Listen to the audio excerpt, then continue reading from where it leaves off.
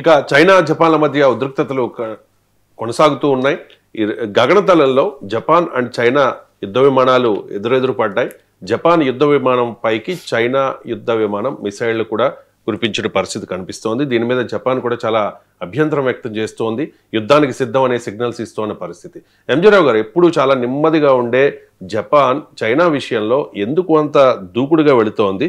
Japan చైనాల మధ్య యుద్ధం వచ్చే అవకాశాలు ఎంతవరకు ఉన్నాయి? ఒకవేళ చైనా జపాన్ యుద్ధం మస్ట్ అయితే గనక గెలుపు ఎవరిది అంటే ఏం చెప్తారు? ఎస్ అండి, ఇప్పుడు జపాన్ అనగానే ఇప్పుడు మెతగగా ఉండడం లేదా అమెరికా అణు ఛత్రం కింద ఉండడం, సింపుల్గా తన ఎకనామిక్ గ్రోత్ టెక్నాలజికల్ డెవలప్మెంట్ మాత్రమే చూసుకోవడం. కానీ కొత్తగా వచ్చిన ప్రధాని, మొట్టమొదటి మహిళా ప్రధాని జపాన్కు వచ్చారు.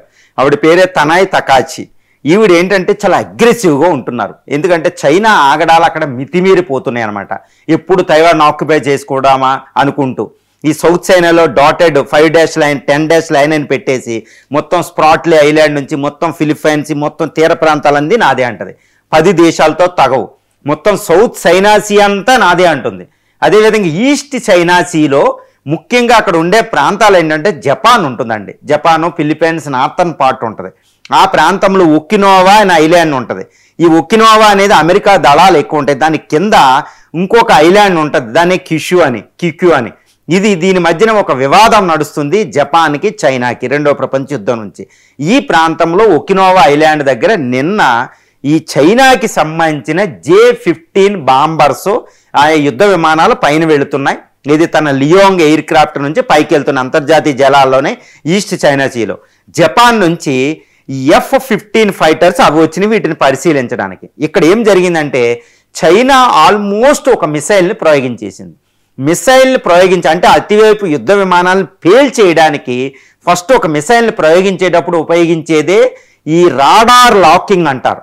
అటువైపు యుద్ధ విమానాన్ని గుర్తించి దాన్ని రాడార్ ద్వారా గుర్తించి వెంటనే స్విచ్ ఆన్ చేస్తారు మిసైల్. అంటే వెళ్ళి పేల్చేస్తుంది. అంటే ఏంటి, అంతర్జాతీయ చట్టాల ప్రకారం రాడార్ను లాక్ చేయడమే వెపన్ అటేపు యుద్ధ విమానాన్ని మీద ఈ మిసైల్ ప్రయోగించడానికి చేసే స్టెప్ అయిన రాడార్ లాక్ చేయడమే ఈ అంతర్జాతీయ యుద్ధాన్ని వైలేట్ చేసినట్టు. అంటే ఏంటి, నిన్న చైనా ఆల్మోస్ట్ ఈ J-15 ఫైటరు అటువైపు ఉన్న F-15 జపాన్ ఫైటర్ని ఆల్మోస్ట్ పేల్చేసినట్టే అంతర్జాతీయ చట్టాల ప్రకారం. అందువల్ల యుద్ధం అనేది ఇక అనివార్యం అక్కడని తెలిసిపోతుంది. అందుకని జపాన్ చాలా తీవ్రమైన అభ్యంతరాన్ని తెలియజేస్తే చైనా కూడా ఏమంటుంది, నేను అంతర్జాతీయ జలాల్లో నేను లియోంగ్ అనే నా ఎయిర్ క్రాఫ్ట్ క్యారియర్ మీద 4 షిప్పులు పంపించి అక్కడ నా యుద్ధ విమానాలు ప్రదర్శన చేస్తే దాన్ని అబ్జర్వ్ చేయడానికి జపాన్ వచ్చింది కాబట్టి అదే అతిక్రమించిందని చైనా చెప్తుంది. అంటే ఏం జరుగుతుందంటే ఇప్పుడు చైనా ఆగడాలకి ఇక జపాన్ చెక్ పెట్టడానికి డిసైడ్ అయిపోయింది. దానికి ఒక ఉదాహరణ ఏంటంటే, తైవాన్ని మీరు ఆక్యుపై చేస్తే నేను వస్తాను, తైవాన్ని మీ ఇష్టం వచ్చినట్టు ఆక్రమణ చేయడానికి కుదరదని జపాన్ హెచ్చరించడం. ఒకప్పుడు ఎప్పుడు అలా చేయలేదు, అది అమెరికా చూసుకునేది ఆ పని.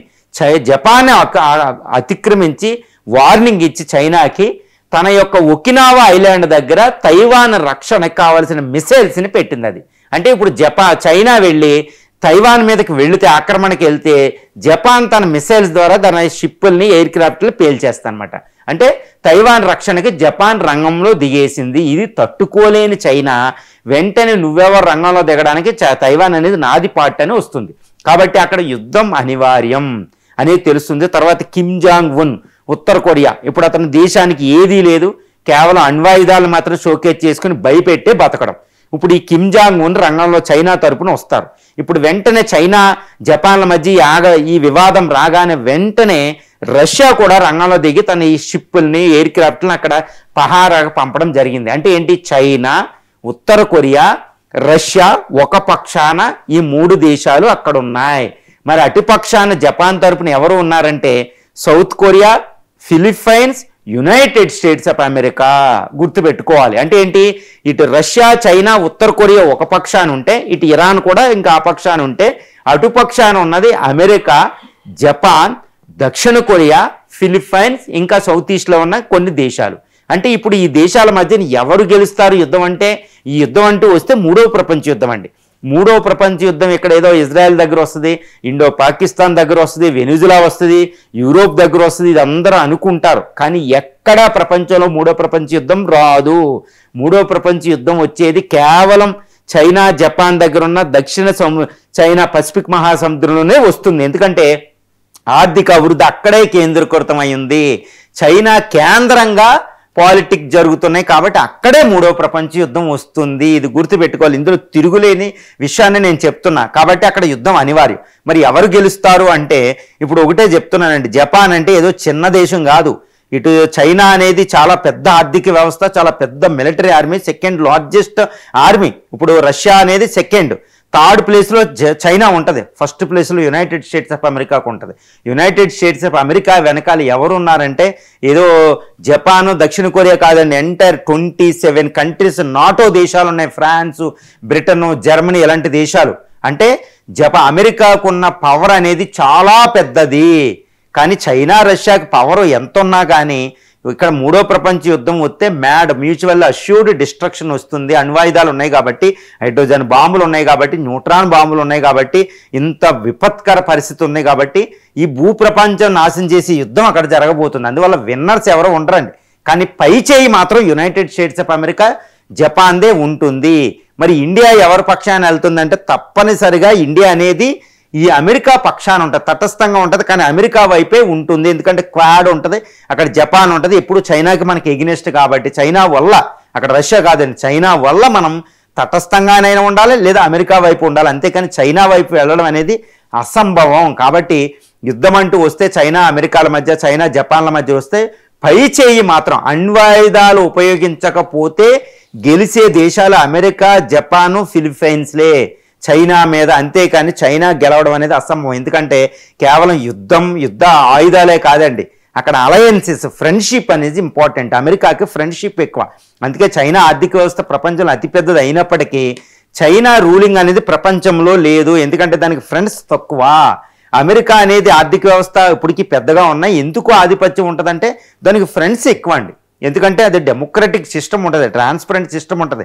చైనా లాగా కమ్యూనిస్టు అదో ఐరన్ కట్టేని ఉండదు. కాబట్టి గెలిచే దేశాలు జపాన్, అమెరికాలే, చైనా కాదు, ఎంత మాత్రం కాదండి. కాకపోతే ఇప్పుడు తనాయ్ చకాయిచి, జీ జిన్పింగ్ వీళ్ళ మధ్య వీళ్ళు ఎక్కడికక్కడ గట్టిగా నిలబడిపోయారు. కాబట్టి ఇప్పుడు ఈస్ట్ చైనా సీలో ఈ తైవాన్ విషయంలో చాలా ఉధృతమైన వాతావరణం ఉంది. కిమ్ జాంగ్ ఉన్ రంగంలో దిగడం, ఇటు పుతిన్ గారు, ఇటు ట్రంప్ రంగంలో దిగడం. ఎందుకు జపాన్ ఇప్పుడు దాకా మెతకగా ఉండి ఎప్పుడు ఎందుకు ఉందంటే ఇంకా చైనా అనేది ఇంకా దాన్ని ఆగడాలు తట్టుకోలేని విధంగా తయారైపోయారు అనమాట చైనా విషయంలో. కాబట్టి ఇప్పుడు జపాన్ కూడా రంగంలో దిగవలసిన పరిస్థితిలో అది దిగుతుంది కానీ రెచ్చిపోవడం లేదు. ఎందుకంటే జపాన్ చాలా అధునాతనమైన సైన్యం ఉంటుంది, అధునాతనమైన ఆధునికమైన టెక్నాలజీ ఉంటుంది. ఒకినావా ఐలాండ్ దగ్గర అమెరికా యొక్క గామ్ అని ఒకినావా అనేది అమెరికా ఎయిర్ బేసెస్ ఉన్నాయి. అమెరికా ఎయిర్ క్రాఫ్ట్ క్యారియర్లు 3 నుంచి 4 ఎయిర్ క్రాఫ్ట్ క్యారియర్లు అక్కడ ఉన్నాయి. గుర్తుపెట్టుకోవాలి. B-52 bomber, F-35 బాంబర్లు south Korea వీరి దగ్గర ఉన్నాయి. సౌత్ కొరియా, జపాన్, అమెరికా కలిస్తే చైనా వ్యతిరేకించడం అంత ఈజీ కాదండి. చైనాకి సాధ్యం కాదు. చాలా పెద్ద ఘోరమైన యుద్ధం జరుగుతుంది అక్కడ. ఆ యుద్ధానికి అక్కడ వాతావరణం పాక్షికంగానైనా అక్కడ యుద్ధం జరిగే ఏర్పాట్లు ఇప్పుడు ఉన్నాయి. కాబట్టి 2026లో ఎట్టి పరిస్థితుల్లో అక్కడ యుద్ధాన్ని మనం చూడొచ్చండి.